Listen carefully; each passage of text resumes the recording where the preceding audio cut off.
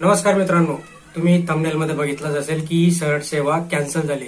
सरळ सेवा कुठली तर महाराष्ट्र राज्याकडून एक मृद जलसंधारण विभागामध्ये भरती झाली होती. 650 प्लस वॅकन्सी होत्या आणि त्याची एक्झाम झाली होती 20 ते 22 फेब्रुवारी दरम्यान महाराष्ट्रात कुठे झाली होती तर ती झाली होती अमरावतीमध्ये. म्हणजे ओव्हरऑल महाराष्ट्रामध्ये होती, बट अमरावतीमध्ये काय झालं, अमरावतीमध्ये पेपर फुटीचा प्रकार उघडकीस आला होता.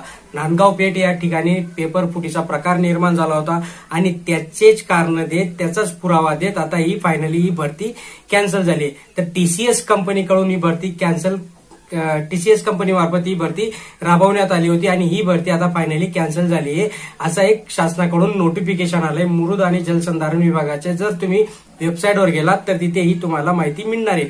मग आता प्रश्न हा आहे की जी काही एवढी मोठी तलाठी भरती झाली, तलाठी भरतीमध्ये गैरप्रकारीचे जे काही पुरावे सादर केले गेले, मग तलाठी भरती पण कॅन्सल होणार का, हा सगळ्यात महत्वाचा विषय आहे. कारण की विद्यार्थ्यांचं जे काही आयुष्य आहे ते आयुष्यात विद्यार्थ्यांनी मेहनत घेतली आणि अशा जे काही 2-3 लोकांमुळे ही भरती प्रक्रिया राबवली, त्याच्यात ज्या विद्यार्थ्यांना दुसऱ्या एक्झाम मध्ये कमी मार्क्स आणि याच्यामध्ये आउट ऑफ पैकी जास्त मार्क्स आले होते, अशी ही भरती पण कॅन्सल होणार का, हा सगळ्यात महत्वाचा मुद्दा आहे. जर असं आता शासनाकडून डिक्लेअर करण्यात आलंय की ही जी मृद जलसंधारण विभागाची भरती आहे ही कॅन्सल झाली आहे आणि आता भविष्यात ज्या काही एक्झामचे पुरावे देण्यात आले होते ते पुरावे जर शासनाने अग्री केले तर सगळ्यात महत्वाचा अपडेट आपल्याला काही दिवसांमध्येच मिळू शकणार आहे, जो की तलाठी भरतीचा पण पुरावे दिल्यानंतर ती भरती सुद्धा आता कॅन्सल व्हायला पाहिजे, अशी आता सगळ्या स्तरावर माहिती आणि मागणी होते. मित्रांनो, ही महत्वाची माहिती होती.